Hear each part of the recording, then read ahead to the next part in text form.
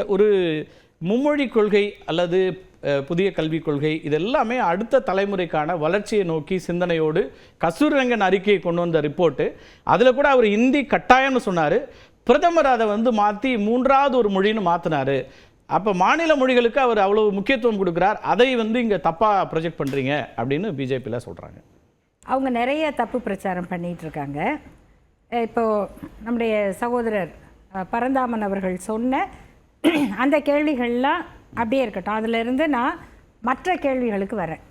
இவங்கெல்லாம் சொல்கிறத கேட்டால் முதல்ல இந்த மறுக்கப்பட்டிருக்கிற நிதி எவ்வளவுன்னா 2152 கோடி. இந்த 2152 கோடி ரூபாய் பிஎம் ஸ்ரீ பள்ளிகளுக்காக ஒதுக்கப்பட்டதா அல்லது தமிழ்நாட்டினுடைய கல்விக்காக ஆண்டாண்டு ஒதுக்க வேண்டிய தொகையை அவங்க நிறுத்தி வச்சுருக்காங்களா? இதை முதல்ல அவங்க தெளிவுபடுத்திக்கிட்டோம். அடுத்தது இந்த கேந்திரிய வித்யாலயாவில் படிக்கிறாங்க, தனியார் பள்ளியில் படிக்கிறாங்க, அரசியல்வாதிகள் நடத்துகிற இல்லை திமுககாரங்க நடத்துகிற பள்ளிகளில் படிக்கிறாங்க. இதெல்லாம் ஒரு வாதமாக வச்சுக்கிட்டே இருக்காங்க. நான் கேட்குறேன், இந்த பள்ளிகளெல்லாம் படிக்கிற அந்த குழந்தைகள் ஹிந்தி மட்டும் படிக்கலை, பல மொழிகள் படிக்கிறாங்க, ஹிந்தியும் படிக்கிறாங்க.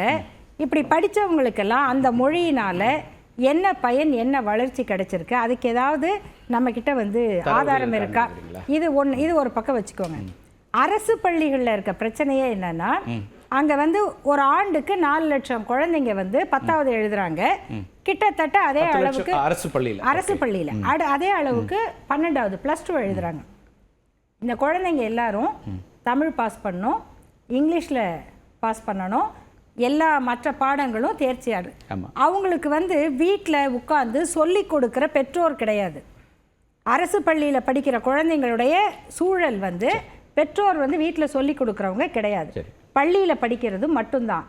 அதை வச்சுக்கிட்டு அவங்க தமிழும் இங்கிலீஷும் தேர்ச்சி அடைஞ்சு வர்றதே பெரிய சவால், பெரிய சாதனை. அதில் நம்ம குழந்தைங்க சாதிச்சுக்கிட்டு இருக்காங்க. இப்போ அவங்க ஹிந்தி படிக்கல, எங்களுக்கு ஹிந்தி கற்றுக் கொடுங்கன்னு உங்களை கேட்டாங்களா? அவங்களுக்கு ஹிந்தியை திணிக்கிறதன் மூலமாக நீங்கள் என்ன சொல்ல வரீங்க? இப்போது இது ஒரு கேள்வி. இல்லை, நீங்கள் கூடுதல் சுமைன்றீங்க. அவங்க என்ன சொல்கிறாங்க, குழந்தைகளுடைய திறனை நாம் குறைச்சி மதிப்பிடுறோமா? இவங்க எப்பயுமே குழந்தைங்களுடைய நன்மையை பற்றி கவலைப்பட்டதே கிடையாதுங்க. நீங்கள் பிஜேபியினுடைய மூலவர்களான ஆர்எஸ்எஸ்காரங்க, இவங்க அவங்களுடைய வைதீக தலைவர்கள்லாம் குழந்தை திருமண வயசை 10லேருந்து 12 ஆக்கணுன்னாலே அதுக்கு மறுப்பு சொல்லுவாங்க.